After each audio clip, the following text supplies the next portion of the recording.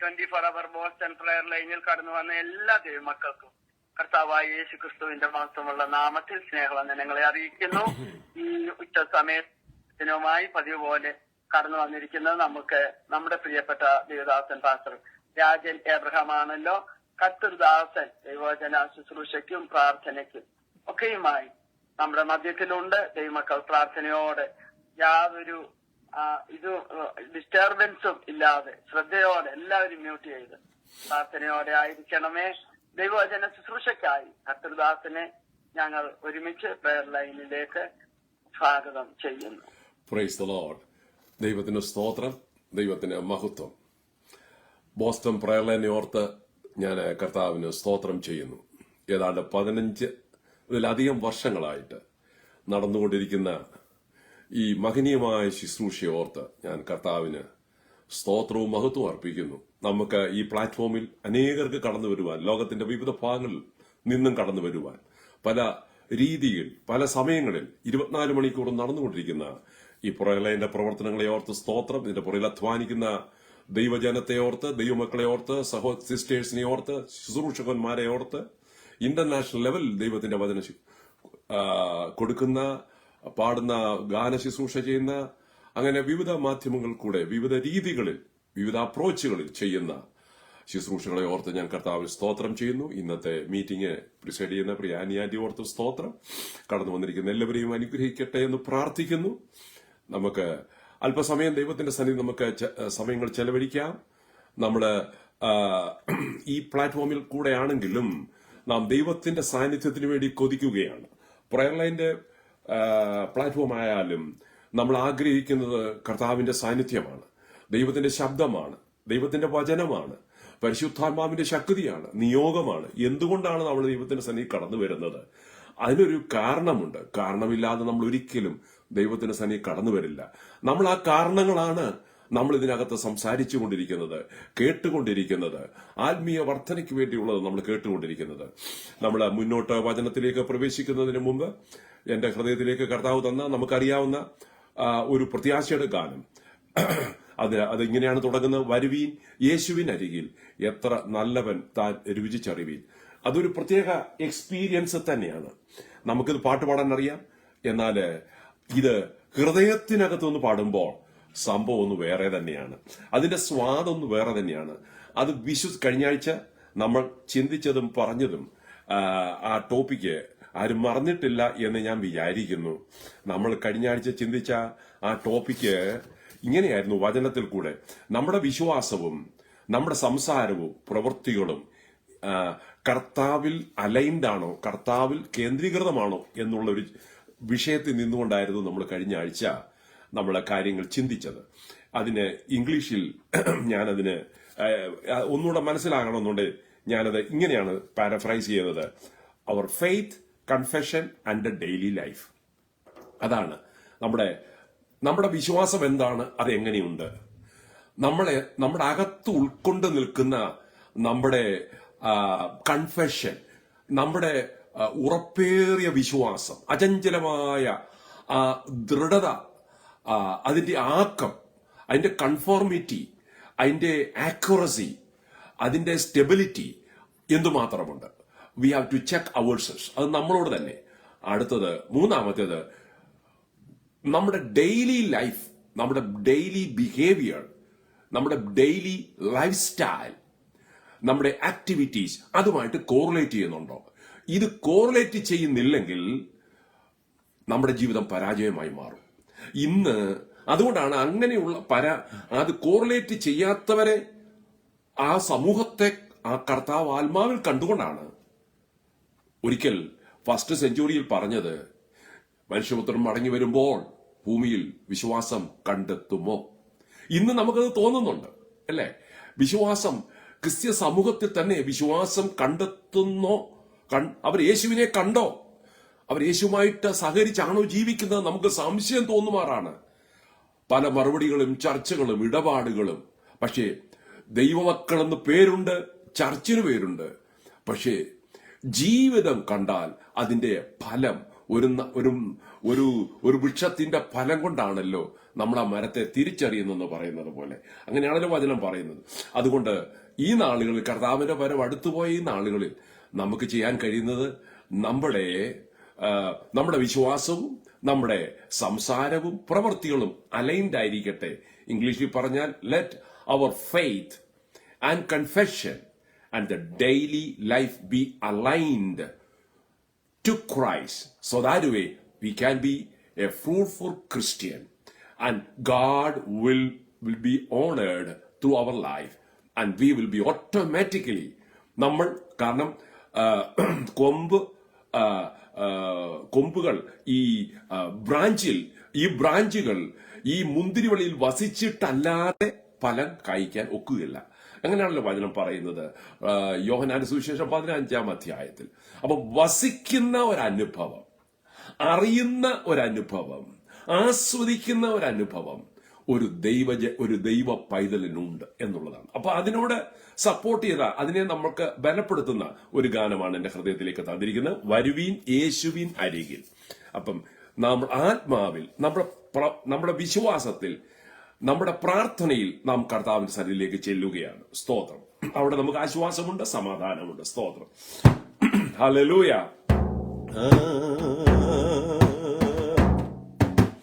വരുവീൻ യേശുവിനരികിൽ, എത്ര നല്ലവൻ താൻ രുചിച്ചറികിൽ. വരുവീൻ യേശുവിനരികിൽ, എത്ര നല്ലവൻ താൻ രുചിച്ചറികിൽ. വരുവീൻ കൃപകൾ പൊഴിയും കുരിശിനരികിൽ. വരുവിൻ കൃപകൾ പൊഴിയും കുരിശിനരികിൽ. വരുവിൻ യേശുവിനരികിൽ, എത്ര നല്ലവൻ താൻ രുചിച്ചറികിൽ. വരുവിൻ യേശുവിനരികിൽ, എത്ര നല്ലവൻ താൻ രുചിച്ചറികിൽ. പരിശോധനകൾ വരികിൽ മനം പതരാശ്രയിച്ചിടുകിൽ. ബലഹീനതയിൽ കവിയും കൃപമതി എന്നാശ്രയിച്ചിടുകിൽ. വീണകൾ തീരും സകലവും ശുഭമാ. വീണകൾ തീരും സകലവും ശുഭമാ. വരുവിൻ യേശുവിനരികിൽ, എത്ര നല്ലവൻ താൻ രുചിച്ച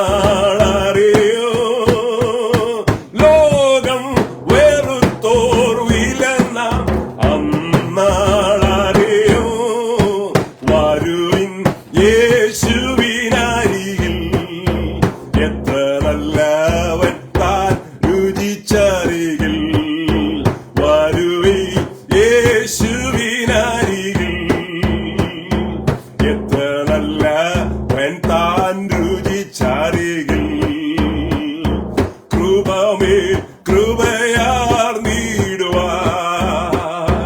നമ്മൾ പരമപാദം ചേർന്നിടുവാൻ തരയിൽ നടന്നതൻ ചരണം നിങ്ങൾക്കരുളും ശാശ്വത ശരണം അല്ലും പകലും മുൻപിൽ നിൽപ്പവൻ തുണയാ അല്ലും പകലും മുൻപിൽ നിൽപ്പവൻ തുണയാ വരുവിൻ യേശുവിനരികിൽ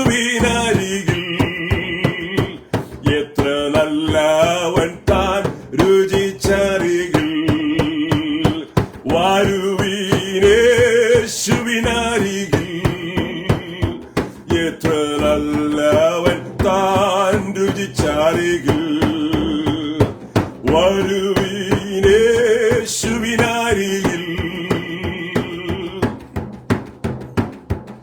Hallelujah. Hallelujah. Let's come to the presence of God. So let's taste and enjoy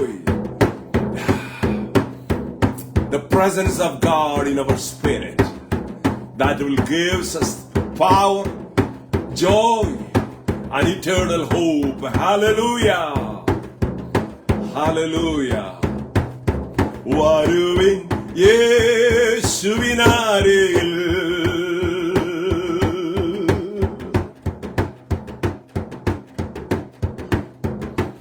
എത്ര നല്ലവൻ എത്ര നല്ലവൻ എത്ര നല്ലവൻ താൻ രുചിച്ചറിവിൽ എത്ര നല്ലവൻ താൻ രുചിച്ചറിവിൽ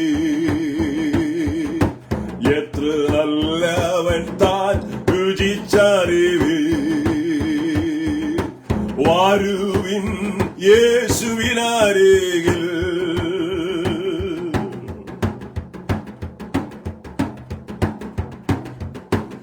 എത്ര നല്ലവൻ താൻ രുചിച്ചറികിൽ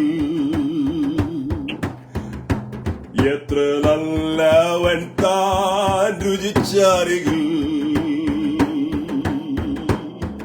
Hallelujah. Glory to God. Hallelujah. കർത്താവെ ഞങ്ങളെ സ്തുതിക്കുന്നു. നമ്മുടെ കർത്താവിനെ നമുക്ക് സ്തുതിക്കാം, മഹത്വപ്പെടുത്താം. നമായിരിക്കുന്ന ചുറ്റുപാടിൽ, നമായിരിക്കുന്ന മുറികളിൽ ഹല്ലേലൂയ കേൾവിക്കാരായിട്ട് മാത്രം ഇരിക്കാതെ ഹല്ലേലൂയ ഈ പാട്ടിൽ പറയുന്നത് വരുവീൻ യേശുവിനരികിൽ. ഹല്ലേലൂയ.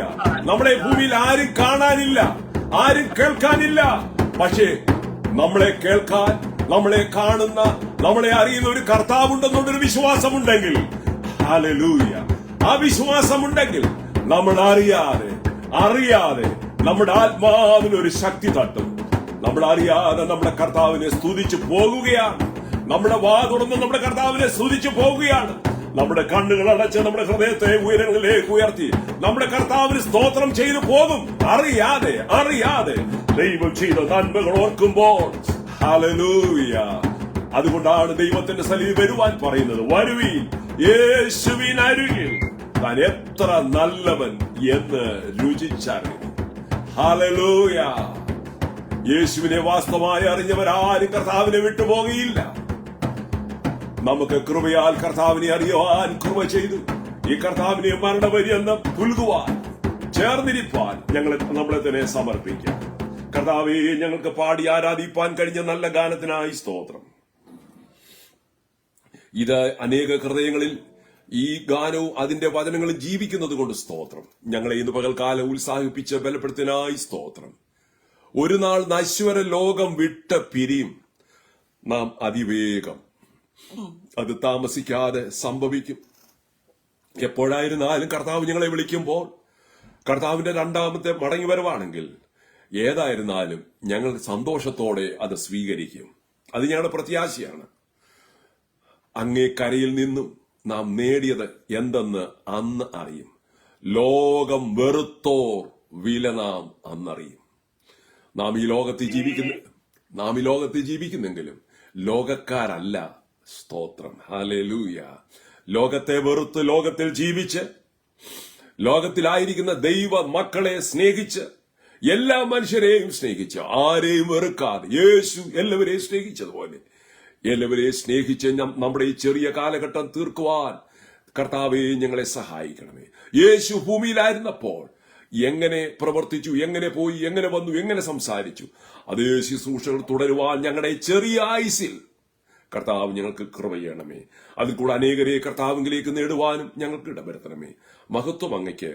ഞങ്ങളുടെ ഹൃദയങ്ങളോട് സംസാരിച്ചുകൊണ്ടിരിക്കണമേ. കർത്താവെ കൊണ്ടുവന്ന എല്ലാ ജനത്തിനായും സ്തോത്രം. ഇത് പിന്നെ റെക്കോർഡഡ് ഫോമിൽ ശ്രദ്ധിക്കുന്ന എല്ലാവരെയും അനുഗ്രഹിക്കണമേ. അതാത് ജനത്തിന് ആവശ്യമായിട്ടുള്ള എല്ലാ അനുഗ്രഹങ്ങളും ഇന്ന് പകൽക്കാലം കൊടുക്കണമേ.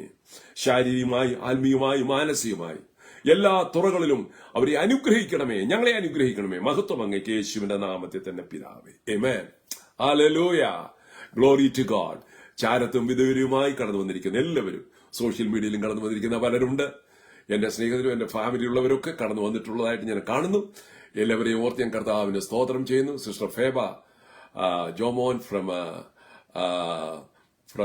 തമിഴ്നാട് ആൻഡ് ഫേബ ജോമോൻ, യെസ്, ഫാമിലിയായിട്ടൊക്കെ എൻ്റെ അകത്തുണ്ട്. അവരൊക്കെ ലൈവായിട്ട് വചനം ശ്രദ്ധിക്കുന്നു. ചിലപ്പോൾ ആദിവദാസി നമ്മുടെ പോസ്റ്റം പ്രയലൈനിൽ വചനം കൊടുക്കാറുണ്ട്, പാടാറുണ്ട്. ആ കുടുംബത്തെ ഓർത്ത് അവിടുത്തെ പ്രവർത്തനങ്ങളെയും ശുശ്രൂഷകളെല്ലാം ഓർത്ത് ഞാൻ ദൈവത്തിന് സ്തോത്രം ചെയ്യുന്നു. അങ്ങനെ പലരും ഇപ്പോൾ ഓൺലൈനിൽ കടന്നു വരും. അവരെല്ലാം ദൈവം അനുഗ്രഹിക്കട്ടെ എന്ന് പ്രാർത്ഥിക്കുന്നു. ഫോണിൽ കടന്നു വന്നിരിക്കുന്ന എല്ലാവരെയും കർത്താവ് അനുഗ്രഹിക്കുകയും സഹായിക്കുകയും ചെയ്യട്ടെ. ഞാൻ അല്പം മുമ്പേ ഓർപ്പിച്ചതുപോലെ നമ്മൾ കഴിഞ്ഞ ആഴ്ച ചിന്തിച്ചത് നമ്മുടെ വിശ്വാസവും നമ്മുടെ സംസാരവും നമ്മുടെ പ്രവൃത്തികളും അലൈൻഡ് ആണോ കർത്താവുമായിട്ടുള്ള ബന്ധത്തിൽ. അതിനെ ഇംഗ്ലീഷിൽ ഞാനിതിങ്ങനെ പറഞ്ഞു: our faith and confession and daily life that should match. അത് ചിലത് മാത്രമേ പബ്ലിക്കിന് കാണത്തുള്ളൂ. പബ്ലിക് നോക്കും. സാധാരണ നമ്മുടെ ജനങ്ങള്, പൊതുജനങ്ങൾ, ഈ വിശേഷിച്ച് ഈ നാളുകളിൽ, ഈ കഴിഞ്ഞ ഒരു 10-15 വർഷമായിട്ടാണ് അത് ഒത്തിരി ഒരു ബാഡ് ഷേപ്പിൽ വന്നിരിക്കുന്നത്. ഇദ്ദേഹം പ്രസംഗിക്കുന്നുണ്ട്, ഇദ്ദേഹം ചർച്ചയിൽ പോകുന്നുണ്ട്, പക്ഷെ ചെയ്യുന്നതൊക്കെ വേറൊരു രീതിയിലാണല്ലോ. നല്ല പേരുണ്ട്, പെരുമയുണ്ട്, പക്ഷേ പ്രവർത്തനം കണ്ടാൽ ലോകമനുഷ്യക്കാൾ കഷ്ടമാണല്ലോ. സംസാരം കണ്ടാൽ അങ്ങനെയാണല്ലോ. സോഷ്യൽ മീഡിയയിലെ കമന്റുകൾ വന്നാൽ അങ്ങനെയാണല്ലോ. അതുമായിട്ട് യാതൊരു ബന്ധവുമില്ലല്ലോ. അതാണ് ഞാൻ ചിലത് ഉദാഹരണം എടുത്ത് പറഞ്ഞു എന്നുള്ളതേ ഉള്ളൂ. ഞാനൊരു കുറച്ചുപേരെ വ്യക്തിപരമായി കോണ്ടാക്ട് ചെയ്ത്, എനിക്ക് അറിഞ്ഞുകൂടാ, കാരണം ഇതേ അനുഭവമുള്ളവരെ ഞാൻ അവരുടെ ആരുടെയും പേര് പുറത്ത് പറയാറില്ല. കാരണം ഞാൻ ചിലപ്പോൾ, നമ്മളൊക്കെ സോഷ്യൽ മീഡിയ അല്പമായിട്ട് നോക്കുമ്പോൾ ചിലർക്ക് ദൈവ പൈതൽ എന്നുള്ള പല പല ടൈറ്റിലുകളുണ്ടല്ലോ. ഞാൻ അവിടേക്ക് പ്രവേശിക്കുന്നില്ല എന്താണ് ടൈറ്റിൽ എന്നുള്ളത്. ചർച്ചിനകത്തുള്ള ഓരോ സ്ഥാനങ്ങളുടെ പേരിൽ ഓരോരോ ടൈറ്റിലുകളുണ്ടല്ലോ. അപ്പോൾ അങ്ങനെയായിരിക്കാം. ചിലര് വെൽ നോൺ ആയിട്ടുള്ള ആൾക്കാരാ, ചർച്ച് ലീഡേഴ്സ് ഒക്കെ ആയിരിക്കാം. അത് ആരാന്നോ ഏതാന്നോ ഒന്നും ഞാൻ പറയുന്നില്ല, എനിക്ക് പല അറിഞ്ഞുകൂടാ, ചിലയൊക്കെ അറിയാം. എന്നാല് ഞാൻ പറയാൻ വരുന്നത്, അവര് സോഷ്യൽ മീഡിയ വന്ന് ചെയ്യുന്ന കമന്റുകൾ കണ്ടാൽ ലോക മനുഷ്യക്കാൾ കഷ്ടമാണ്. കാരണം ഒരു ദൈവത്തിന്റെ പൈതലിന്റെ വായിൽ നിന്ന് ഒരിക്കലും വരാൻ പാടില്ലാത്ത വാക്കുകൾ നമ്മുടെ ടെക്സ്റ്റുകളിൽ, നമ്മുടെ സംസാരങ്ങളിൽ, ഇടപാടുകളിൽ വരാൻ പാടില്ല. ചില വിചാരിക്കും സോഷ്യൽ മീഡിയയിൽ ഒരു പോസ്റ്റ് ഇട്ടാൽ ആരും കാണുന്നില്ല എന്നുള്ളത്. ലോകം മുഴുവനും കണ്ടുകൊണ്ടിരിക്കുക. ലോകം മുഴുവനും ആയിരങ്ങൾ, 10,000. ചിലര് ഒന്നും ഇടാറില്ല. കാരണം അവര് വല്ലോ ഇടുന്നത് പബ്ലിക് കാണണ്ട എന്ന് വിചാരിച്ച് ഇതെല്ലാം കണ്ടുകൊണ്ടിരിക്കുന്നവരുണ്ട്. എന്നാൽ എവിടെ ദൈവനാമം അപമാനപ്പെടുന്നുവോ, അപമാനപ്പെടുന്ന കമന്റുകൾ ആരിലിടുമോ, ഞാൻ ചിലപ്പോൾ കണ്ടാൽ ദൈവാത്മാവ് എന്റെ ഹൃദയത്തിൽ തരുന്ന ഒരു മറുപടി ഏറ്റവും ചുരുക്കമായി, ആരെയും വിമർശിക്കാതെ സ്നേഹത്തിലിടും. അതുകൊണ്ടും അവരെ നിർത്തുന്നില്ലെങ്കിൽ ചിലപ്പോൾ ഞാൻ അവരെ ഫേസ്ബുക്കിൽ വിളിച്ചു പറയും, സഹോദര, അല്ലെ അവരുടെ പേര്, അവരെ ബഹുമാനിച്ച് പറയേണ്ട ആ പേര് പറഞ്ഞിട്ട് പറയും, നിങ്ങൾ ഇന്നതുപോലെ ഒരു കമന്റ് ഇട്ടിരുന്നു, അത് നിങ്ങളുടെ ശുശ്രൂഷയ്ക്കും നിങ്ങളുടെ പേരിനും ജീവിതത്തിനും ഒരിക്കലും മാന്യതയല്ലല്ലോ. അപ്പൊ അവർ പറയും, ഞാൻ എപ്പോൾ എവിടിട്ടു, എന്തിട്ടു, ഞാൻ എന്റെ സ്ക്രീൻഷോട്ട് എടുത്ത് അയച്ചു കൊടുക്കും. അപ്പോൾ അവർ പറയുന്നത്, ഓ പാസ്റ്ററെ, സോറി, ഞാൻ അന്നേരത്തെ ഒരു രീതിയിൽ അങ്ങ് ചെയ്തതാണ്, എന്നോട് ക്ഷമിക്കണം, ഞാൻ ഇനി ചെയ്യത്തില്ല. അപ്പോൾ ഞാൻ പറഞ്ഞത്, അവരൊന്നും അറിയുന്നില്ല, പക്ഷേ അന്നത്തെ വൈകാരികതയിലും ആ സാഹചര്യത്തിൽ എടുത്തങ്ങ് ഇടുകയാണ്. അപ്പൊ അതുകൊണ്ട്, എന്നാൽ ദൈവനാമത്തെ അപമാനിക്കുകയോ നിന്ദിക്കുകയോ പരിഹസിക്കുകയോ ചെയ്യുമ്പോൾ നമുക്ക് മിണ്ടാതെ പോകാനൊക്കത്തില്ല. ഞാൻ അവിടെ ഒരു വാക്കെങ്കിലും പറയും, ഞാൻ യേശുവിൽ വിശ്വസിക്കുന്ന ഒരു വ്യക്തിയാണ്. എന്റെ യേശു എന്നിലുള്ളത് കൊണ്ട് ഞാൻ വ്യത്യസ്തനാണ്. എന്നിൽ യേശു ഇല്ലായിരുന്നുവെങ്കിൽ ഞാൻ സമൂഹത്തിനും ദേശത്തിനും ലോകത്തിനും ഒരു തലവേദനയാകുമായിരുന്നു. യേശുവിന്റെ സ്നേഹം എന്നെ വ്യത്യാസപ്പെടുത്തി എന്ന് ഞാൻ എന്റെ വ്യക്തിപരമായ രീതിയിൽ ഞാൻ പറയും. കാരണം ആർക്കും പ്രശ്നമില്ലല്ലോ. കാരണം ബൈബിളിൽ അങ്ങനെയുള്ള എത്രയോ തെളിവുകളുണ്ട്.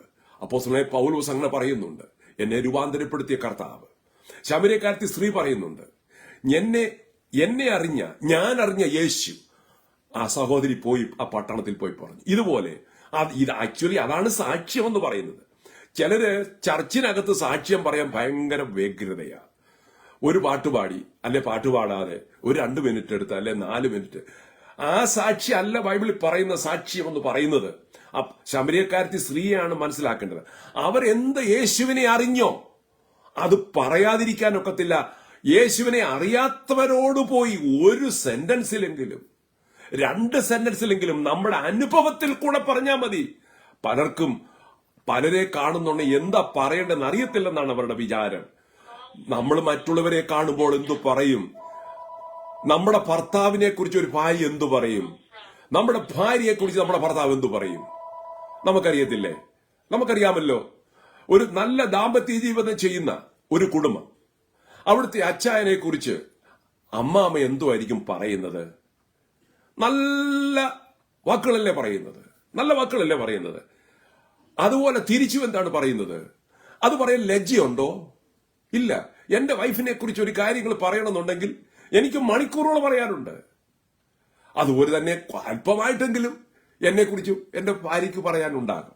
വേറൊരാളോട് പറയുന്ന കാര്യമാണ് ഞാൻ പറയുന്നത്. അങ്ങനെ നമുക്ക് ചെയ്യാൻ കഴിയുന്ന ആ മനോഭാവം ഉണ്ടെങ്കിൽ നമ്മൾ അനുഭവിക്കുന്ന, നമ്മൾ വിശ്വസിക്കുന്ന, നമുക്ക് വേണ്ടി ജീവൻ തന്ന് മരിച്ചടക്കപ്പെട്ട് ഉയർത്തെഴുന്നേറ്റ യേശുവിനെ കുറിച്ച് മറ്റുള്ളവരോട് പറയുവാൻ നമുക്ക് എന്തേ തടസ്സം? അതാണ് സാക്ഷ്യം എന്ന് പറയുന്നത്. ഞാൻ പറയുന്ന ചർച്ചിനകത്ത് സാക്ഷ്യം പറയരുത്, അത് തെറ്റാണ്. ചർച്ചിനകത്ത് പറയുന്ന 1 മിനിറ്റ് ഏത് പ്രയർ റിക്വസ്റ്റ് അല്ലെങ്കിൽ പ്രൈസ് റിപ്പോർട്ട്, അത്രയും മതി. ഞാൻ മറ്റുള്ളവരോട് പോയി സുവിശേഷം പറഞ്ഞ ആ വിഷയം ഇവിടെ പ്രൈസ് റിപ്പോർട്ടായിട്ട് പറയണമെങ്കിൽ പറയാം. ഞാൻ കഴിഞ്ഞ ആഴ്ച 2 പേരോട് സുവിശേഷം പറഞ്ഞു, അവര് യേശുവിനെ അറിഞ്ഞു, അവർക്ക് വേണ്ടി പ്രാർത്ഥിക്കണം, അത്രയും മതി. അതാണ് സാക്ഷി. നമ്മുടെ പലപ്പോഴും ചർച്ചിനകത്തുള്ള സാക്ഷികൾ വികലമായി പോവുകയാണ്. അതുകൊണ്ട് നമ്മൾ ജീവിക്കുന്ന ജീവിതത്തെ നമ്മളൊന്ന് ഇൻട്രോസ്പെക്ട് ചെയ്യണം. നമ്മൾ ഒരിക്കലും ചിന്തിക്കരുത് എനിക്കൊരു തെറ്റുമില്ല, ഐ ആം റെഡി. അങ്ങനെ നമ്മൾ ചിന്തിക്കരുത്. ദൈവത്തോടുള്ള ബന്ധത്തിൽ ബി റെഡി. പക്ഷേ ഇൻ അവർ ഡെയിലി ലൈഫ് നമ്മൾ ഒരു എഡിറ്റബിൾ പേഴ്സൺ ആയിരിക്കണം. എഡിറ്റബിൾ, കറക്റ്റ് ചെയ്യാൻ ഇനിയും ഉണ്ട്. പരിശുദ്ധാത്മാവ് നമ്മളെ നോക്കി ഇനിയും രാജൻ എബ്രഹാമിനെ എന്ന് ഞാൻ കറക്റ്റ് ചെയ്യാനുണ്ട് എന്ന് കർത്താവിന് താല്പര്യമുണ്ട്. പക്ഷെ നമുക്കത് താല്പര്യവുമില്ല, നമ്മളത് അന്വേഷിക്കുന്നുമില്ല. നമ്മൾ എങ്ങനെ പഠിച്ചു വന്നോ അങ്ങനെ അങ്ങ് പോകുകയാണ്. അത് തെറ്റാണ്. അതൊരു സ്റ്റബേൺ മൈൻഡ് എന്ന് പറയും. അവരെ ഒരിക്കലും കർത്താവിന് ഉപയോഗിക്കാനൊക്കത്തില്ല. ഓരോരുത്തർക്ക് ഓരോ എക്സ്ക്യൂസുകളാണ്. എനിക്ക് ഒത്തിരി പ്രായമായി, എനിക്ക് ലാംഗ്വേജ് ഇല്ല. ഒന്നും വേണ്ടെന്നേ. പ്രായമായതൊന്നുമല്ല വിഷയം, ലാംഗ്വേജ് ഒന്നുമല്ല വിഷയം. നമ്മുടെ അകത്ത് ഒരുക്കമുണ്ടോ എന്നുള്ളതാ. നിക്ക് ഉജിത് സിംഗ് എന്ന് പറയുന്ന ആ സഹോദരനെ അറിയാമോ? 2 കൈയുമില്ല, 2 കാലുമില്ല. അപ്പൊ നമ്മള് അവരുടെ മുന്നിൽ ഒക്കെ ലജ്ജിച്ച് തല താഴ്ത്തും. അദ്ദേഹത്തിന് എന്തെല്ലാം എക്സ്ക്യൂസ് പറയാം. എനിക്ക് കൈയില്ല, എനിക്ക് കാലില്ല എന്ന് പറയരുതോ? നമുക്ക് ഇതെല്ലാം ഉണ്ട്. നമ്മളോ? ഒന്ന് ചിന്തിക്കാൻ വേണ്ടി. അപ്പൊ എപ്പോഴും നമ്മൾ ഓർക്കണം, നമ്മളെ ഈ ഭൂമിയിൽ വെച്ചിരിക്കുന്നതിന് ദൈവത്തിന്റെ ഒരു പ്ലാൻ ഉണ്ട്. യെസ്റ്റർഡേയിൽ ഞാൻ ഒരു ആഫ്രിക്കൻ അമേരിക്കൻ സഹോദരിയോട്, അവരുടെ ബർത്ത്ഡേ ആണ്. അപ്പൊ ഞാൻ പറഞ്ഞു, അനിത, നമ്മൾ സാധാരണ പറയുന്നത് എന്താ? Happy birthday. ഞാൻ എല്ലാവരും സംസാരിക്കുന്നവർ ഞാൻ സാറിന് സംസാരിക്കാറില്ല. Not necessarily, most of the times yes we have to. അപ്പൊ ഞാൻ അവരോട് പറഞ്ഞത്, കാരണം നമ്മൾ അന്നേരം ദൈവാത്മാവിനാൽ നടത്തപ്പെടുന്നവരായിരിക്കണം. അപ്പോൾ ഞാൻ അവരോട് പറഞ്ഞു, Anita, I thank God for your life. And she said, Amen. ഞാൻ പറഞ്ഞു, Anita, God never makes mistakes. You know what? God is adding one more year to your life. Okay? So that means God has a plan. She said, Amen. അപ്പൊ ഞാൻ പറഞ്ഞു, so wait for that one. Then God will direct you through that one. അപ്പോൾ ഞാനത് പറയാൻ I didn't pre-plan for it. പക്ഷേ ഞാനത് പറഞ്ഞു, അവർക്കുള്ള കാർഡിനകത്ത് ഞാൻ എഴുതി വെച്ചു. ഞാൻ അല്പം കഴിഞ്ഞ് മാറിയിരുന്ന് ഒരു ചെറിയ അതിന്റെ കേക്കോ ഫ്രൂട്ട്സോ കഴിക്കുന്ന കൂട്ടത്തിൽ ചിന്തിച്ചു, എന്താണ് ഇവർക്കൊരു വാക്യം കൊടുക്കാനുള്ളത്. അപ്പൊ ആത്മാവിൽ നമ്മൾ ചിന്തിക്കുകയാണ്, ആത്മാവിൽ ചിന്തിക്കുക എങ്ങനെയാണ്, എന്താണ് ദൈവത്തിന്റെ ഒരു വാക്ക്, വചനം അവർക്ക് വീണ്ടും കൊടുക്കണം. ഞാനൊരു ഓറഞ്ച് കഴിച്ചുകൊണ്ടിരിക്കുന്ന വഴിക്ക് എന്റെ മനസ്സിലൊരു വചനം വന്നു. അത് ഞാൻ പെട്ടെന്ന് ഗൂഗിളിൽ നിന്ന് എടുത്തു. ആ സ്ക്രീൻഷോട്ട് ഞാൻ കൊണ്ട് കാണിച്ചു. Anitha, this is a psalms, this is a gift I want to give to you. അപ്പൊ അവർ നോക്കി, ഞാൻ ഫോണിനകത്ത് അത് കാണിച്ചു, അവരത് വായിച്ചു. സങ്കീർത്തനം 20:4. May he give you the desire of your heart and make all your plan succeed. ദൈവം നിന്റെ ഹൃദയത്തിലെ ആഗ്രഹങ്ങളെ നൽകി തരട്ടെ, നിനക്ക് അനുഗ്രഹം ഉണ്ടാകട്ടെ. അവർക്ക് ഭയങ്കര സന്തോഷമായി. അത് ഞാൻ അവരുടെ കാർഡിൽ എഴുതി കൊടുത്തു. ഞാൻ പറഞ്ഞത് എന്തിനാ, ഞാൻ എന്തിനാ അത് പറഞ്ഞത്? എന്നെ ഉയർത്തി കാണിക്കുകയല്ല. നമ്മൾ ഏത് സാഹചര്യത്തിലായിരുന്നാലും എന്റെ ദൈവത്തെ എനിക്ക് അവർക്കൊന്ന് പരിചയപ്പെടുത്തണം. എന്റെ ദൈവത്തെക്കുറിച്ച് എനിക്ക് അവരോടൊരു വാക്ക് പറയണം. അതിനുള്ള ഒരുക്കമുള്ളൊരു ഹൃദയം നമുക്കുണ്ടെങ്കിൽ അതിനുള്ള വാക്കുകളും വചനങ്ങളും നമ്മുടെ ഹൃദയത്തിൽ വരും. അത് തീർച്ചയാണ്. എനിവേ, ഞാൻ മുന്നോട്ട് നീങ്ങട്ടെ. അപ്പൊ ഞാൻ കഴിഞ്ഞ ആഴ്ച പറഞ്ഞു, ഇന്ന് ഞാൻ ഒരു ഭാഗം പറഞ്ഞാൽ, എനിക്കറിയത്തില്ല എത്ര പേരത് ഓർക്കുന്നുണ്ടെന്ന്. ചിലരെങ്കിലും ഓർക്കുന്നുണ്ടായിരിക്കാം. ഒരു ഭാഗം ഞാൻ ഹോംവർക്ക് പോലെ തരുന്നുവെന്ന് പറഞ്ഞു. യോഹന്നാൻ സുവിശേഷം 6-ാം അധ്യായം 28 മുതൽ 65 വരെയുള്ള ഭാഗം വായിക്കണമെന്ന് പറഞ്ഞു. അതിനകത്തു നിന്ന് എന്തെങ്കിലും ഒരു ചോദ്യമുണ്ടെങ്കിൽ നിങ്ങൾ ചോദിക്കണം എന്ന് ഞാൻ പറഞ്ഞു. കാരണം കഴിഞ്ഞ ആഴ്ച പറഞ്ഞ ആ വചനത്തിന്റെ പ്രസക്ത ഭാഗങ്ങളും അവിടെയുണ്ട്. നമ്മൾ ഈ ആഴ്ചയും നമ്മൾ അവിടെ നിന്ന് ചിന്തിക്കും. അപ്പോൾ സാധാരണ അവിടെ നിന്നും ആൾക്കാർ അങ്ങനെ പ്രസംഗിക്കുകയോ പറയുകയോ ഒന്നും കേൾക്കാറില്ല. ചില ഭാഗം ഒരിച്ചിരി കട്ടിയുള്ളതായിട്ട് തോന്നും, അല്ലെ ചിലർ തെറ്റിദ്ധരിക്കും. അതുകൊണ്ട് ആ ഭാഗം ഒന്ന് മുഴുവനും പ്രസംഗിക്കാൻ പോകുന്നില്ല, എങ്കിലും ഒന്ന് ടച്ച് ഡൗൺ ചെയ്തിട്ട് നമ്മൾ അതികളെ പോകുമ്പോൾ പിന്നെ നമ്മൾ അത് വീണ്ടും വായിക്കുമ്പോൾ എത്രത്തോളം നമ്മൾ കൂടുതൽ ശ്രദ്ധയോടുകൂടെ ആവശ്യത്തോടുകൂടെ വചനം വായിക്കുമോ അപ്പോൾ അതനുസരിച്ച് ആത്മാവിലാണ് നമുക്കതിന്റെ പ്രകാശനം കിട്ടുന്നത്, അതിന്റെ ഉത്തരം കിട്ടും. അങ്ങനെയാണ്, അതാണ് പ്രത്യേകത. സ്തോത്രം, ഹല്ലേലൂയ. അപ്പോൾ അവിടുത്തെ ഞാൻ 1-2 കാര്യങ്ങൾ ഒന്ന് പറഞ്ഞു വെക്കാം, എന്നിട്ട് നമ്മൾ മുന്നോട്ട് നീങ്ങുകയാണ്. സ്തോത്രം, ഹല്ലേലൂയ. ആ ഭാഗത്ത് യോഹന്നാൻ സുവിശേഷം 6-ാം അധ്യായം അതിന്റെ 28 മുതൽ 25 വരെയുള്ള 65 വരെയുള്ള ഭാഗങ്ങളിൽ ഒരു വാക്യം ഞാൻ എടുത്തു കാണിക്കട്ടെ. 57-ാമത്തെ വാക്യം, എന്നെ തിന്നുന്നവൻ എൻ മൂലം ജീവിക്കും. സ്തോത്രം, എന്നെ തിന്നുന്നവൻ എൻ മൂലം ജീവിക്കും. സാധാരണ തിരുവത്താഴ സന്ദർഭത്തിൽ ചില ദൈവദാസന്മാർ ഇത് പറയാറുണ്ട്. ഞാനും തിരുവത്താഴം കൊടുക്കുമ്പോൾ ഇത് പറയാറുണ്ട്. അതിന്റെ മുകളിൽ ഒരു ഭാഗം 55-ാമത്തെ വാക്യം, എന്റെ മാംസം സാക്ഷാൽ ഭക്ഷണവും എന്റെ രക്തം സാക്ഷാൽ പാനീയവുമാകുന്നു.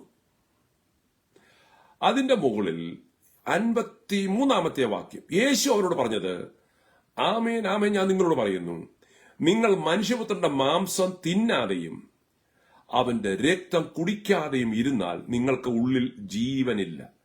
എന്റെ മാംസം തിന്നുകയും എന്റെ രക്തം കുടിക്കുകയും ചെയ്യുന്നവന് നിത്യജീവനുണ്ട്. ഇത് ചിലർ തെറ്റിദ്ധരിച്ചു, ചില സഭകളും തെറ്റിദ്ധരിച്ചു. അതുകൊണ്ട് അങ്ങനെ തെറ്റിദ്ധരിച്ചൊരു ഉപദേശം ഉണ്ടാക്കി. അതെന്താണെന്നറിയാമോ? അത് ഞാൻ സഭയുടെ പേരൊന്നും പറയുന്നില്ല, പെന്തക്കോസ്ത് സഭകളോ ഒന്നുമല്ല.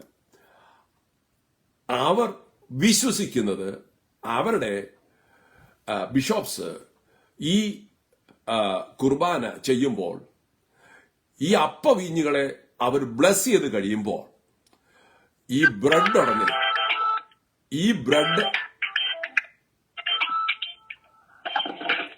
എവിടെയോ ഒരു അപശബ്ദം വരുന്നുണ്ട് ഫോണിനകത്ത്.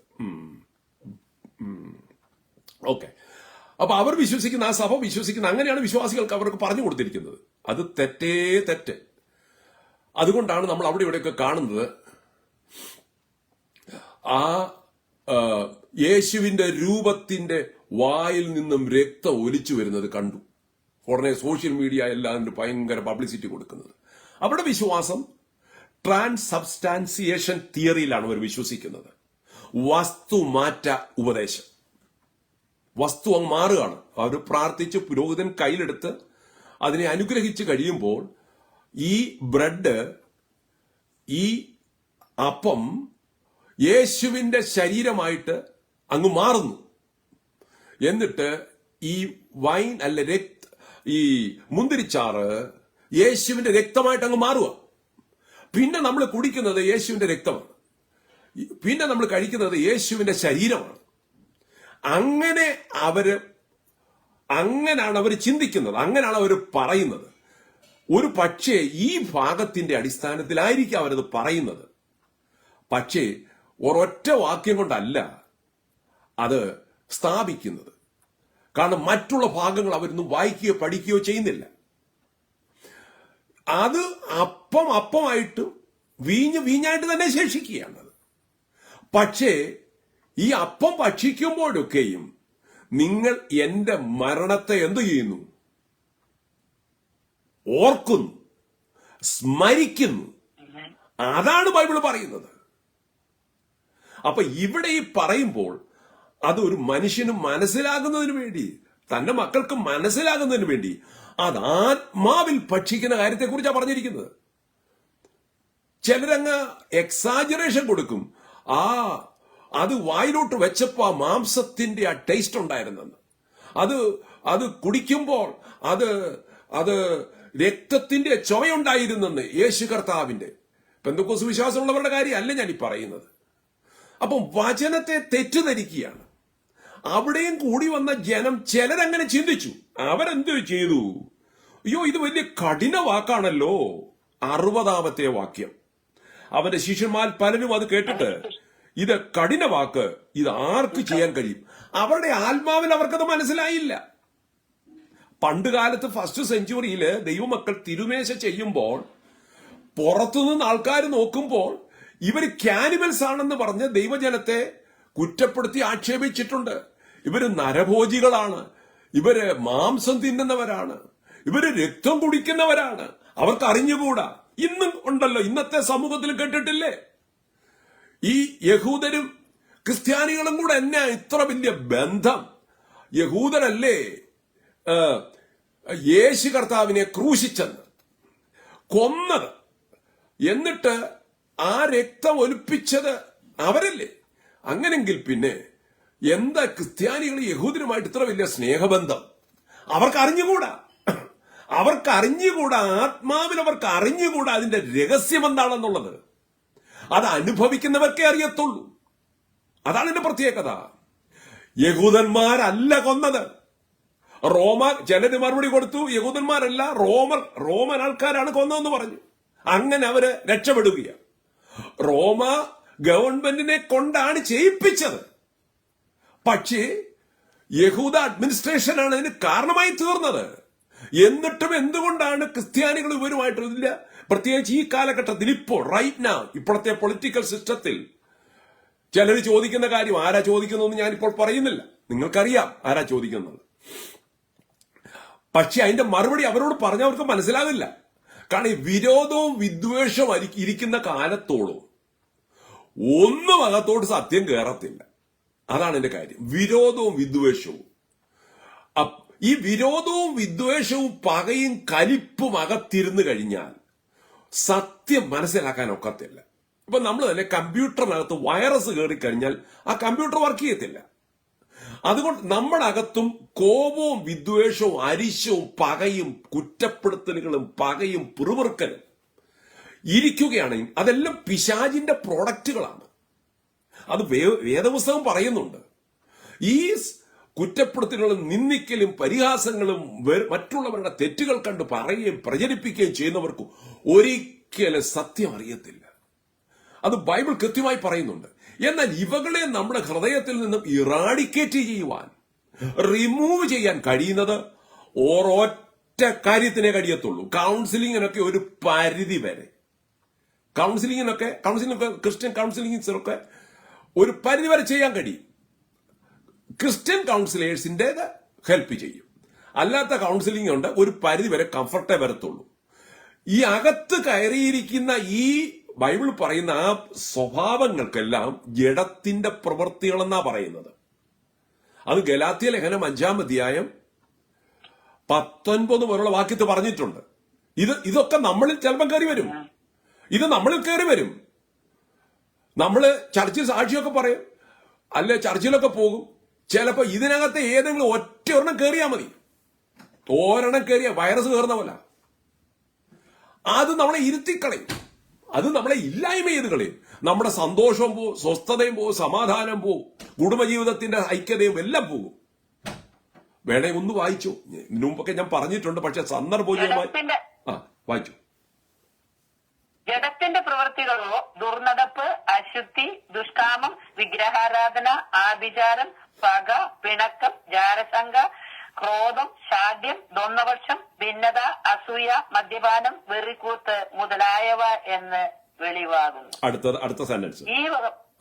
ഈ വക പ്രവർത്തിക്കുന്നവർ ദൈവരാജ്യം അവകാശമാക്കുകയില്ല എന്ന് ഞാൻ മുൻപേ പറഞ്ഞതുപോലെ ഇപ്പോഴും നിങ്ങളോട് മുൻകൂട്ടി പറയുന്നു. കണ്ടോ, ഈ വക പ്രവർത്തിക്കുന്നവർ. അതിന്റെ ടൈറ്റിലിനെ കുറിച്ചൊന്നും പറഞ്ഞിട്ടില്ല. അച്ഛനാണോ, കപ്പ്യാരാണോ, ബിഷപ്പാണോ, പാസ്റ്ററാണോ, സെൻട്രൽ പാസ്റ്ററാണോ, ഓവർസിയറാണോ, ഇതൊന്നും പറഞ്ഞിട്ടില്ല ഇവിടെ. ഇത് പ്രവർത്തിക്കുന്ന ഒരുവനും സ്വർഗരാജ്യം അവകാശമാക്കുകയില്ല. അപ്പൊ ഇതിൽ ഒരെണ്ണം അകത്ത് കയറിയാൽ മതി. നമ്മുടെ അകത്ത് ഇതകത്ത് ഈ കള ഇപ്പം തന്നെ ഞാൻ കഴിഞ്ഞ ആഴ്ച പറഞ്ഞോന്ന് അറിയത്തില്ല. നമ്മുടെ വീടിന്റെയൊക്കെ ഔട്ട്സൈഡ് വരുന്ന കളകൾ കണ്ടിട്ടില്ലേ? അതിനൊരു വളവും വേണ്ട, അതിന് വെള്ളവും വേണ്ട, അതങ്ങ് വളർന്നങ്ങ് കയറുക. ഇതുപോലെയാണ് ഈ മലിനതയുള്ള പാപ ലോകത്തിൽ നാം ജീവിക്കുമ്പോൾ നമ്മുടെ അകത്തേക്ക് പിശാചുക്കൾ അവന്റെ വിത്തുകൾ വാരി എറിയും. ടോയ് പോലെ അത് ആദ്യം വരുന്നത്. ടോയ്സ്, പിള്ളേർക്ക് ടോയ്സ് കൊടുക്കുന്ന പറഞ്ഞേ അവരെടുത്തിട്ട് കളിച്ചോളും. പക്ഷെ ഇതൊക്കെ പിശാചിന്റെ ടോയ്കളാണ്. നമ്മുടെ അകത്ത് വീണു പോയോ അത് കിളുക്കും.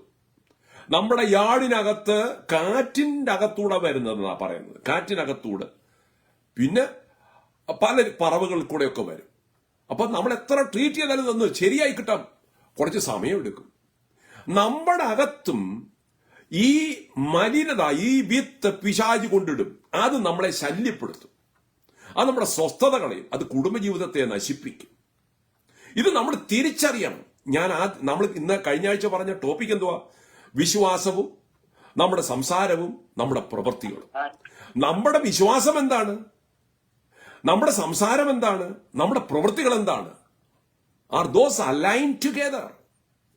നമ്മുടെ വിശ്വാസം യേശുക്രിസ്തുവിന്റെ നാമത്തിൽ നമുക്ക് പാപക്ഷമയുണ്ട്, പാപങ്ങൾ കംപ്ലീറ്റ് ക്ഷമിച്ചു തരുന്നു, നമുക്ക് വിശുദ്ധരായി നമ്മളെ നീതീകരിക്കുന്നു, നമ്മുടെ പേര് ജീവന്റെ പുസ്തകത്തിൽ എഴുതുന്നു,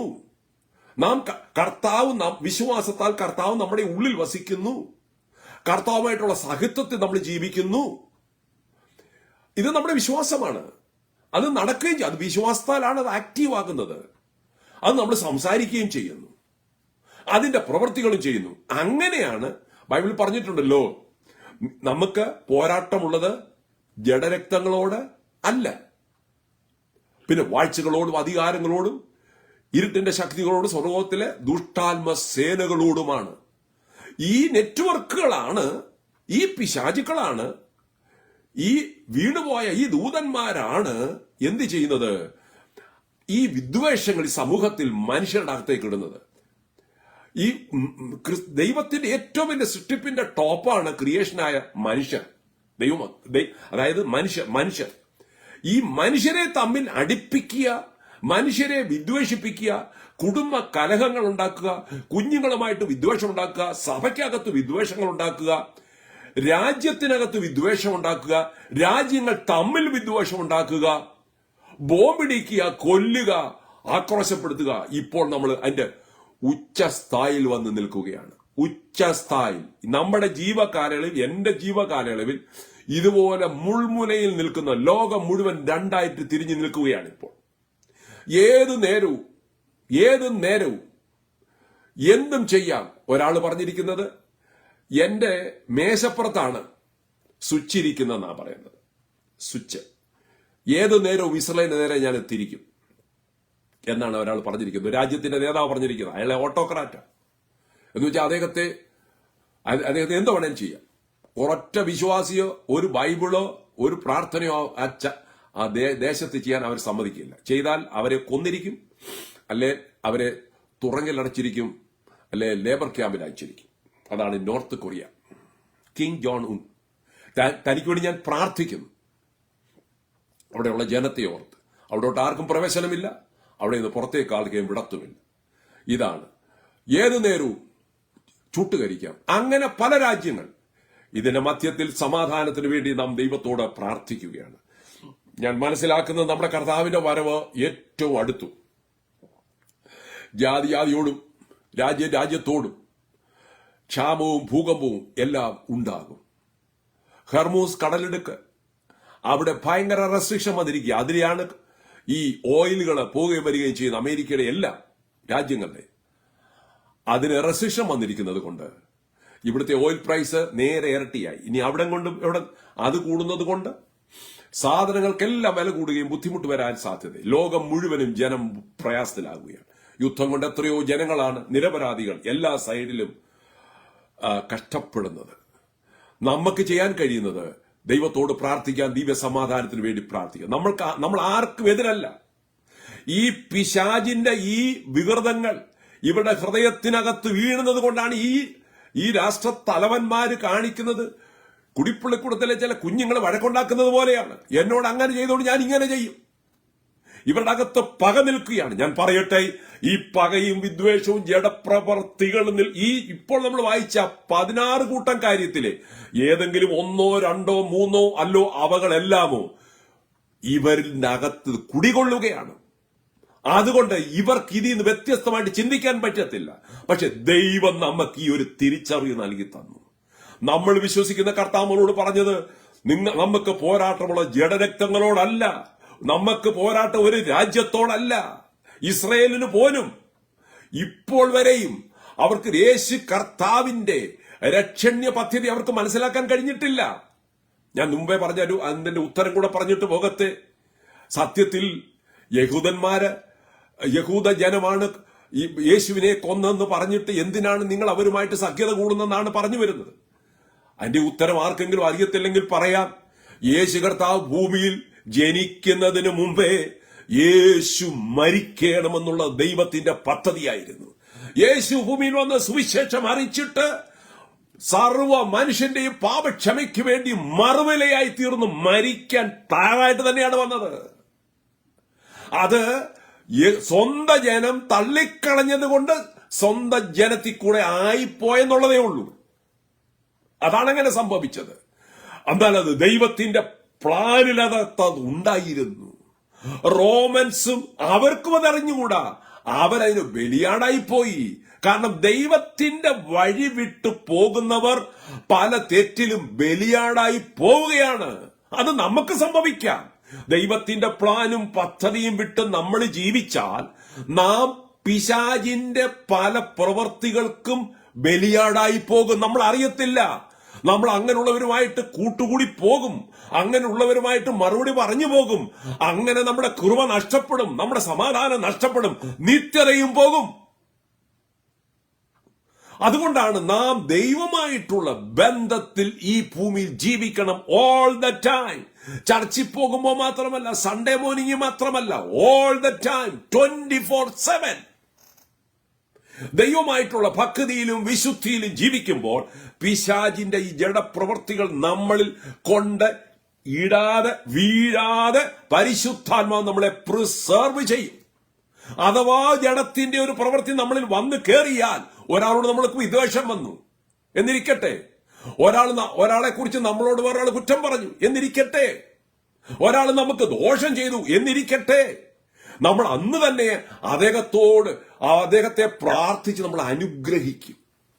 അങ്ങനെയാണ് ആ പിശാച് നമ്മളിൽ വിതയ്ക്കാൻ ശ്രമിച്ച ജഡത്തിന്റെ പ്രവൃത്തിയിൽ നിന്ന് മോചനം നേടുന്നത്. ബൈബിളിൽ പറഞ്ഞിട്ടില്ലേ, നിങ്ങൾ യാഗം അർപ്പിക്കാൻ വരുമ്പോൾ മറ്റുള്ളവർ നിങ്ങളോട് വല്ലതും ഉണ്ടെന്ന് തോന്നുമ്പോൾ നിങ്ങളുടെ യാഗം അവിടെ വെക്കണം.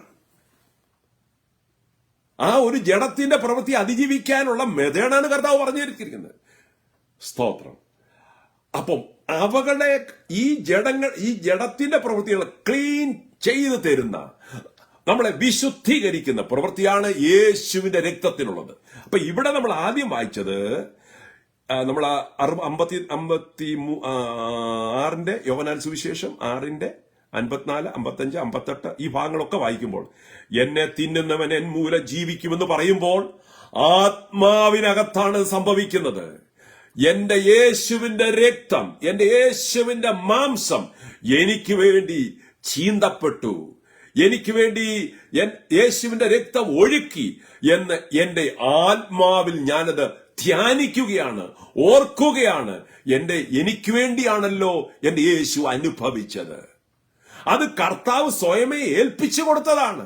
യേശു കർത്താവ് തന്നെ പറഞ്ഞു, എനിക്ക് വേണമെങ്കിൽ ദൈവത്തിന്റെ ദൂതന്മാരെ ഇങ്ങോട്ട് വിളിക്കാം, എന്നെ അറസ്റ്റ് ചെയ്ത, എന്നെ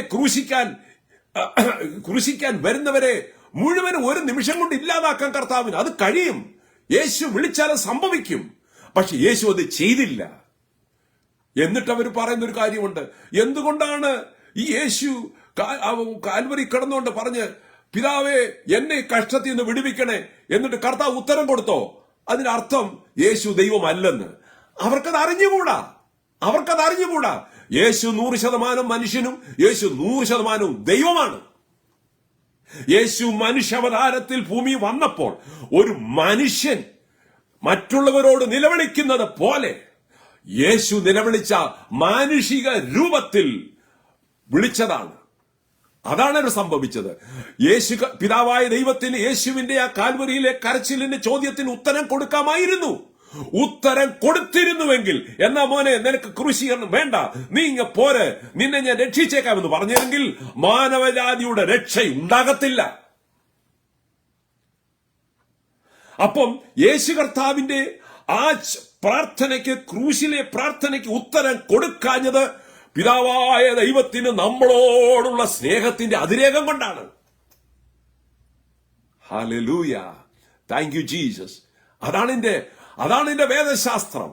എന്നാൽ കർത്താവ് പിതാവായ ദൈവത്തിനറിയാം, അവൻ മരിച്ചാലും ആ മരണത്തിൽ നിന്ന് എന്റെ പുത്രനെ യേശുവിനെ ഉയർത്താൻ എനിക്ക് കഴിയും. അത് പിതാവായ ദൈവം ചെയ്തോളും. അതാണ് എന്റെ കാര്യം. സ്തോത്രം. ഹല്ലേലൂയ. എനിവേ, നമ്മുടെ മുന്നേ സമയം നീളുന്നുണ്ട്, എങ്കിലും ഞാനൊന്ന് തുടങ്ങി വെച്ചതേ ഉള്ളൂ. ഞാൻ ചോദിക്കട്ടെ, ഞാൻ പറഞ്ഞല്ലോ ചില ചോദ്യങ്ങളെങ്കിലും എനിക്ക് ചോദിക്കണമെന്നുണ്ട്. നിങ്ങൾക്ക് സംശയങ്ങൾ വല്ലതും ഉണ്ടായിരുന്നോ എന്ന് ഞാൻ ഒന്ന് തൊട്ടി വെച്ചതേ ഉള്ളൂ കേട്ടോ ഈ ഭാഗം. അപ്പം ആർക്കെങ്കിലും എന്തെങ്കിലും ആ ഭാഗം നിങ്ങൾ വായിച്ചോ? കാരണം ഇത് അനേകരും ഇത് പറയുകയോ ചർച്ച ചെയ്യുകയോ ചെയ്യാത്തൊരു ഭാഗമാണ്. ചർച്ചുകളിലോ കൺവെൻഷൻ വേദികളിലോ ഒന്നും ഈ ഭാഗമൊന്നും അങ്ങനെ തൊടാറില്ല. പക്ഷെ എങ്കിലും നമ്മളിത് അറിഞ്ഞിരിക്കുന്നത് നല്ലതാണ്. ഇത് അറിഞ്ഞിരിക്കുമ്പോൾ നമ്മുടെ വിശ്വാസം എന്തുവാണ്? നമ്മൾ ചർച്ച ചെയ്തുകൊണ്ടിരിക്കുന്നത് എന്താണ്? നമ്മുടെ വിശ്വാസം ഒന്നുകൂടെ റൂട്ടഡ് ആകും. നമ്മുടെ സംസാരം എന്ന് പറയുന്നത്, നമ്മുടെ മറുപടികൾ നല്ല ബോൾഡ്നെസ്, നല്ല ആക്യുറസി ആയിരിക്കും. നമുക്ക് പിശാചിന്റെ തന്ത്രങ്ങളുടെ പുറകെ നമ്മൾ വേവ് ചെയ്ത് പോകത്തില്ല. പിന്നെ നമ്മുടെ പ്രവൃത്തികൾ will be based on that. സ്തോത്രം. ആർക്കെങ്കിലും നിങ്ങൾക്ക് ഈ ഭാഗം നിങ്ങൾ വായിച്ചെങ്കിൽ വെറുതെ ചോദിക്കാൻ വേണ്ടി ഒരു ചോദ്യം ചോദിക്കണ്ട, സമയം കളയണ്ട. ഞാൻ ആർക്കെങ്കിലും അങ്ങനെ ചോദ്യം ഉണ്ടെങ്കിൽ നിങ്ങൾ അത് വായിച്ചപ്പോൾ ഇനി അല്ല നിങ്ങൾക്ക് ഒരാഴ്ചയോടെ വേണോ, അങ്ങനെയാണെങ്കിൽ നിങ്ങൾ ആ ഭാഗം നിങ്ങൾ വായിക്കൂ. നിങ്ങൾക്കത് പ്രയോജനപ്പെടുത്തും. അതുകൊണ്ടാണ് യോഹന്നാൻ സുവിശേഷം 6:28 മുതൽ 65 വരെ ഉള്ള ഭാഗത്തിനായി യഥാർത്ഥം നിങ്ങൾ വായിച്ചു പോകുമ്പോൾ നിങ്ങൾക്ക് എന്തെങ്കിലും ഒരു സംശയം വന്നു, അതെന്താണ് അങ്ങനെ, അതെന്താ ഇങ്ങനെ, എനിക്കത് മനസ്സിലാകുന്നില്ലല്ലോ എന്ന് പറഞ്ഞാൽ നിങ്ങൾ ചോദിക്കാം, കുഴപ്പമില്ല. കാരണം ഒരാളുടെ ചോദ്യം വേറൊരാൾ കൂടെ പ്രയോജനപ്പെടുത്തും, നിങ്ങൾക്ക് പ്രയോജനപ്പെടും. തന്നെയല്ല, നമ്മുടെ വിശ്വാസം ഒന്നുകൂടെ എന്ത് ചെയ്യും? അരക്കിട്ട് ഉറയ്ക്കും.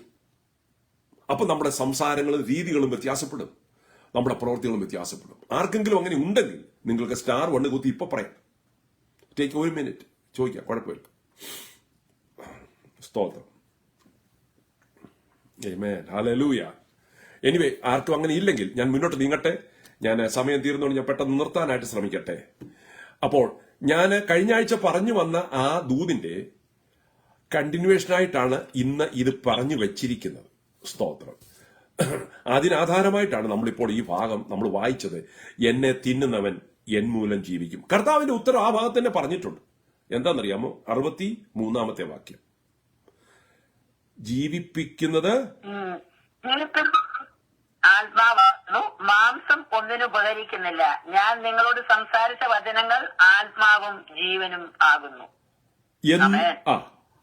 അതാണ് ഈ സംഭവിക്കുന്നത്. എങ്കിലും യേശുവിന്റെ കാൽവറി യാഗത്തെ കുറിച്ച് നാം വിശ്വസിക്കുകയും ധ്യാനിക്കുകയും ഓർക്കുകയും ചെയ്യുമ്പോൾ നമ്മുടെ ആത്മാവിനാണ് ജീവൻ ഉണ്ടാകുന്നത്.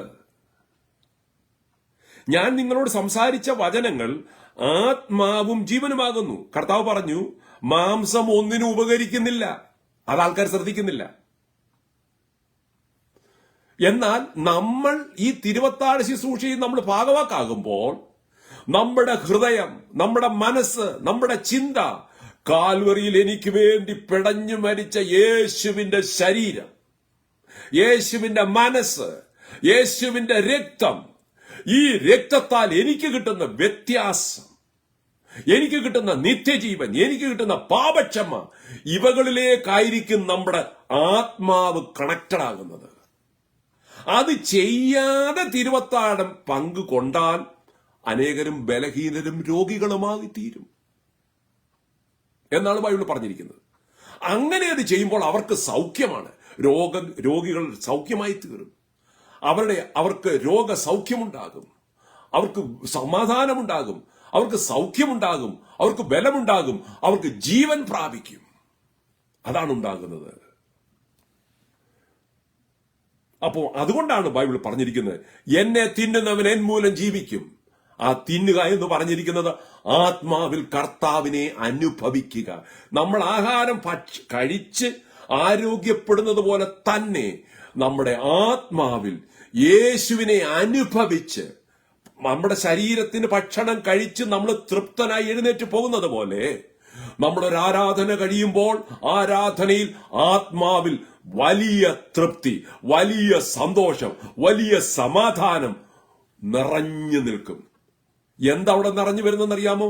ജഡത്തിന്റെ പ്രവൃത്തികൾ ഏതെങ്കിലും ഒരെണ്ണവും നമ്മളിൽ ഉണ്ടെങ്കിൽ, നമ്മൾ മുമ്പേ വായിച്ച ഗലാത്യർ 5:16 മുതൽ വായിച്ചതിൽ ഒരെണ്ണം പോലും നമ്മളിൽ വരാൻ പാടില്ല. ചിലപ്പോ നമ്മുടെ ഈ ഭൂമിയിലെ ജീവിതത്തിൽ ചിലപ്പോ ഏതെങ്കിലും താൽക്കാലികമായി വന്നെന്നിരിക്കാം, സാഹചര്യത്തിന്റെ വെളിച്ചത്തിൽ. അതില്ലാത്തവരാരുമില്ല, എന്നിലും വന്നിട്ടുണ്ട്. പക്ഷേ അതിനെ വെച്ചു ഉറപ്പിക്കരുതെന്നുള്ളതാ.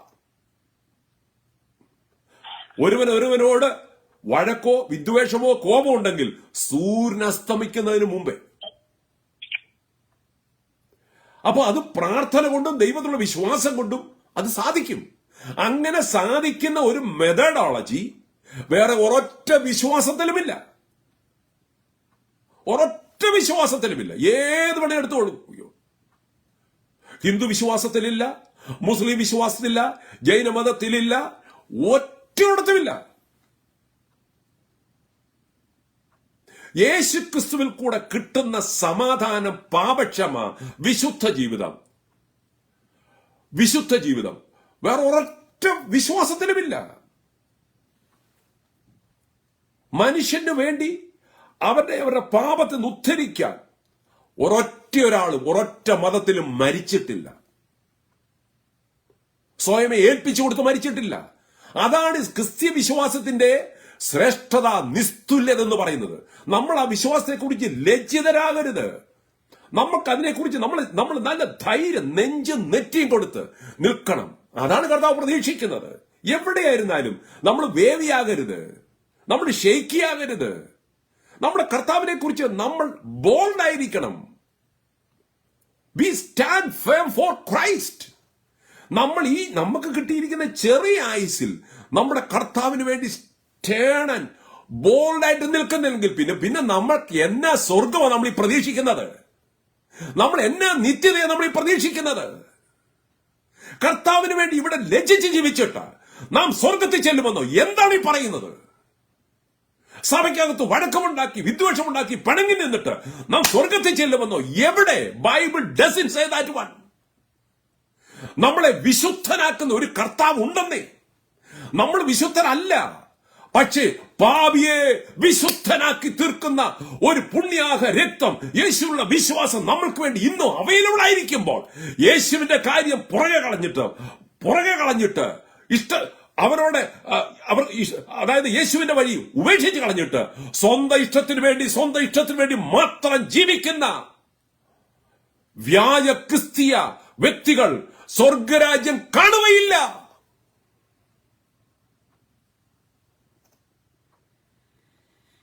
ഇതൊന്നും ആരും പറയില്ല. കാരണം എല്ലാരും എന്തുവാ പറഞ്ഞ് സോപ്പിട്ട് ഇങ്ങനെ പോളിഷ് ചെയ്ത് ഇങ്ങനെ പോകുകയാണ്. ആരുടെ വിദ്വേഷം ഉണ്ടാകണ്ട വിചാരിച്ച് സുവിശേഷം പറയുമ്പോൾ നമ്മൾ ആരെ ആക്രമിക്കുകയല്ല, സത്യം വിളിച്ചു പറയുകയാണ്. സഹോദര, നിങ്ങൾ ഇത് അറിഞ്ഞില്ലെങ്കിൽ നിങ്ങൾ നരകത്തിൽ പോകുമെന്നേ. നിങ്ങൾ ബിഷപ്പായാലും നിങ്ങൾ പാസ്റ്ററായിരുന്നാലും നിങ്ങൾക്ക് ടൈറ്റിൽ കാണും. അത് ഇവിടുത്തെ സംഘടന എന്നതാണ്. ഒരു ദൈവത്തിന്റെ പൈതലുള്ള ഏറ്റവും വലിയ ടൈറ്റിൽ എന്താണെന്നറിയാമോ? You are a servant leader.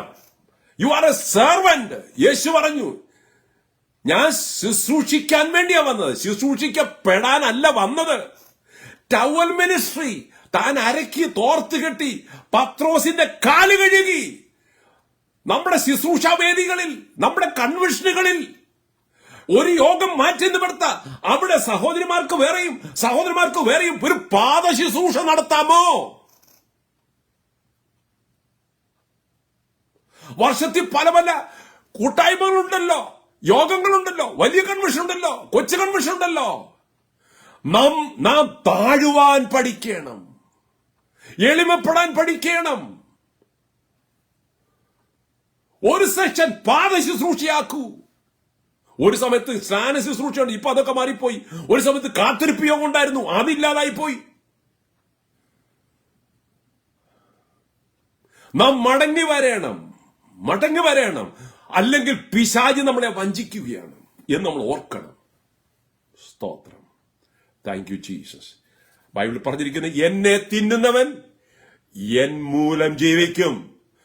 നാം യേശുവിനെ ഭക്ഷിക്കുന്നുണ്ടോ എന്ന് പറഞ്ഞാൽ നാം യേശുവിനെ ആസ്വദിക്കുന്നുണ്ടോ നമ്മുടെ ഡെയിലി ലൈഫിൽ?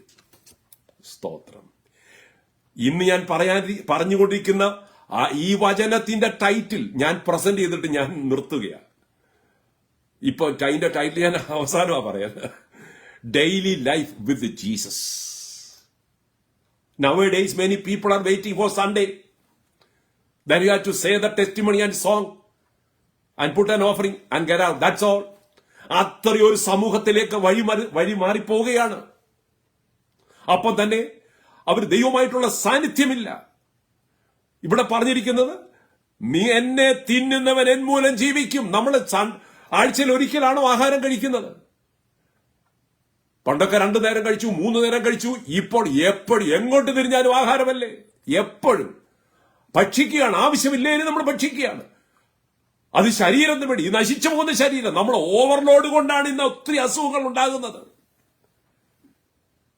എന്നാൽ എന്റെ യേശുവിനെ ഭക്ഷിച്ചാൽ, എന്റെ യേശുവിനെ അനുഭവിച്ചാൽ, യേശുവായിട്ട് ചേർന്ന് ജീവിച്ചാൽ, പിശാചിന്റെ തന്ത്രങ്ങൾ നമ്മുടെ അകത്തേക്ക് ഡംപ് ചെയ്യാതെ സൂക്ഷിക്കാനുള്ള ശക്തി, തിരിച്ചറിവ്, കാഴ്ചപ്പാട് ദൈവം നമുക്ക് തരും. അഥവാ തെറ്റുകൾ പറ്റിയെന്നിരിക്കാം, ജഡത്തിന്റെ പ്രവൃത്തികൾ നമ്മൾ സംഭവിച്ചു പോയെന്നിരിക്കാം. പക്ഷെങ്കിൽ ഓടിച്ചെന്ന് ആ കള നുള്ളിപ്പറക്കി കളയാനുള്ളൊരു വഴി ദൈവം നമുക്ക് വെച്ചിട്ടുണ്ട്. അതാണ് യേശുവിന്റെ നാമം. അന്ന് വേറൊത്തും പോകേണ്ട കാര്യമില്ല. യേശുവേ, I am sorry, you said that I can forgive your all sins. Your bloodshed can forgive my sins. Just to believe it, just to say that one, then you are cleaned. But we don't want to continue the same sin tomorrow. അതാണ് സ്വർഗത്തിൽ കിട്ടാൻ പോകുന്ന ആ സന്തോഷം, ആ സമാധാനം, നിത്യജീവൻ ഇന്നേ നമ്മുടെ ഉള്ളിൽ നമുക്ക് ആസ്വദിച്ചുകൊണ്ട് ജീവിക്കാൻ കഴിയും. അതാണ് ക്രിസ്ത്യ ജീവിതത്തിന്റെ മഹനീയത എന്ന് പറയുന്നത്, ശ്രേഷ്ഠത എന്ന് പറയുന്നുണ്ട്. Daily life with Jesus. Or are we waiting for next Sunday morning, next tarry meeting to have a revival in our life? No.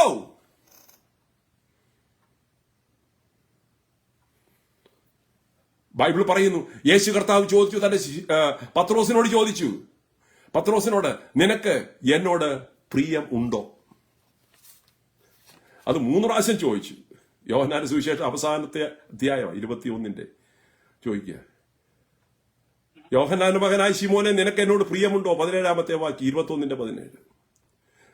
നിനക്ക് എന്നോട്. അപ്പൊ 3ാമത് ചോദിച്ചപ്പോൾ പറയാ, എന്നോട് പ്രിയമുണ്ടോ എന്ന് 3ാമത് ചോദിക്കാൻ പത്രോസ് ദുഃഖിച്ച് കരഞ്ഞു. കർത്താവെ, നീ സകലവും അറിയുന്നു. അതാണ് സറണ്ടറിങ്. നമ്മളോട് കർത്താവ് ചോദിക്കുന്നത്, നിനക്ക് എന്നോട് പ്രിയമുണ്ടോ?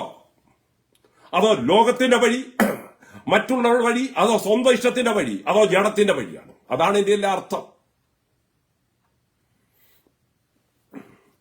ബാലൻ തന്റെ നടപ്പിനെ നിർമ്മലമാക്കുന്നത് എങ്ങനെയാ? ബാലൻ മാത്രമല്ല, നമ്മളും നമ്മുടെ ജീവിതത്തെ നിർമ്മലമാക്കുന്നത് എങ്ങനെ? നിന്റെ വചനപ്രകാരം അതിനെ സൂക്ഷിക്കുന്നതിനാൽ തന്നെ. You will know the truth. നിങ്ങൾ വചനം അറിയും, വചനം നിങ്ങളെ സ്വതന്ത്രമാക്കുകയും ചെയ്യും. നിങ്ങൾ സത്യം അറിയും, സത്യം നിങ്ങളെ സ്വതന്ത്രമാക്കുകയും ചെയ്യും.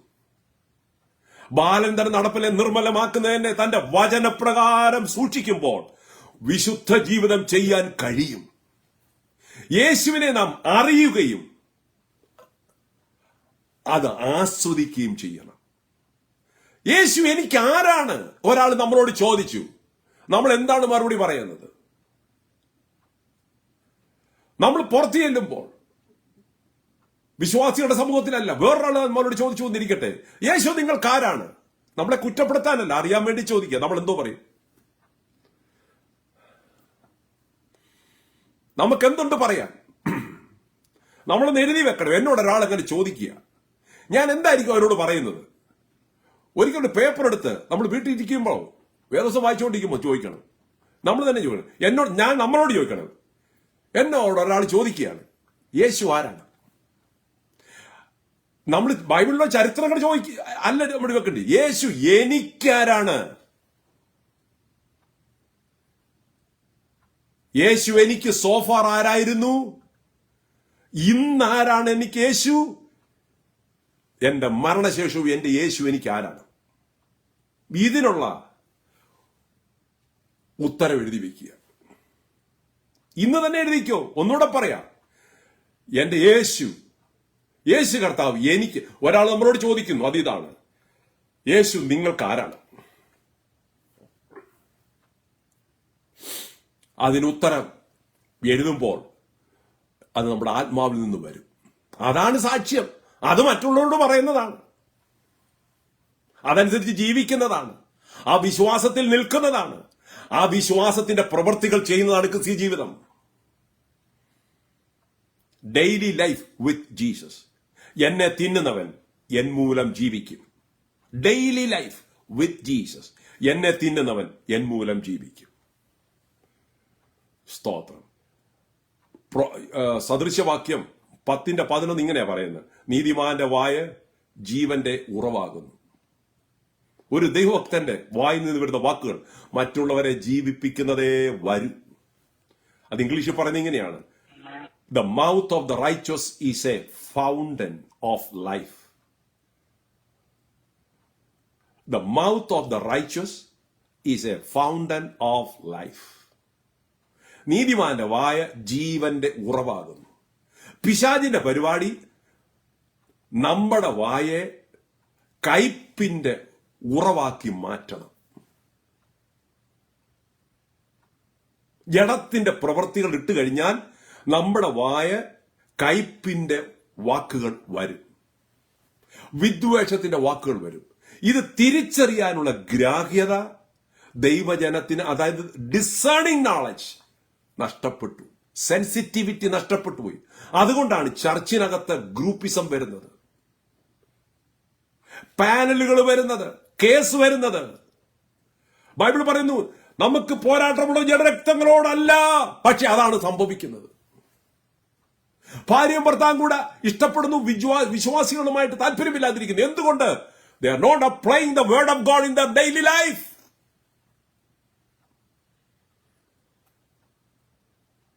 നിങ്ങളുടെ വാക്കുകൾ കൃപയോട് കൂടിയതും ഉപ്പിനാൽ രുചി വരുത്തുന്നതുമായി തീരട്ടെ.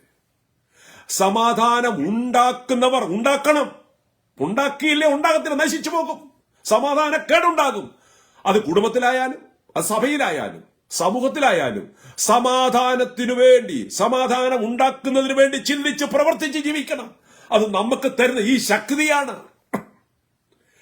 എന്നെ തിന്നുന്നവൻ എൻ മൂലം ജീവിക്കും എന്ന് പറഞ്ഞാൽ നമ്മുടെ ജീവിതത്തിന്റെ എല്ലാ തുറകളിലും നാം ഭക്ഷിക്കുന്ന, നാം ആസ്വദിക്കുന്ന, ആത്മാവിൽ ആരാധിക്കുന്ന ദൈവിക ജ്ഞാനം, ശക്തി, സൗഖ്യം അത് പര്യാപ്തമാണ്. ഇത് അടക്കി വെച്ചുകൊണ്ടിരിക്കാനുള്ളതല്ല, ഇത് പറയാനുള്ളതാണ്, പ്രചരിപ്പിക്കാനുള്ളതാണ്. ശമരിയക്കാരത്തി സ്ത്രീക്ക് അത് പറഞ്ഞുകൊണ്ട് നടക്കാം. ആ പട്ടണം മുഴുവനും നേടി.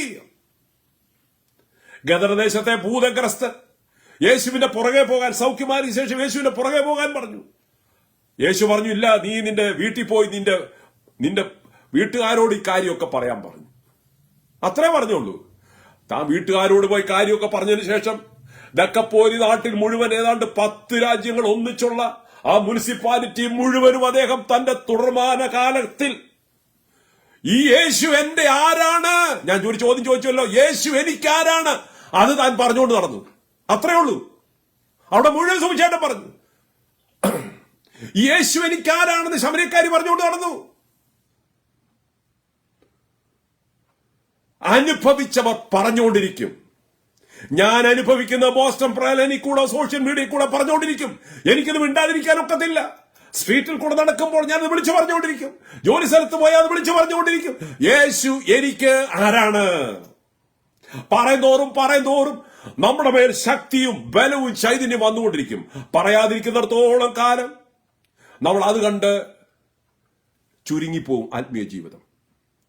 എന്നെ തിന്നുന്നവൻ എൻ മൂലം ജീവിക്കും. Daily life with Jesus. ഞാൻ എന്റെ വാക്കിവിടെ നിർത്തട്ടെ.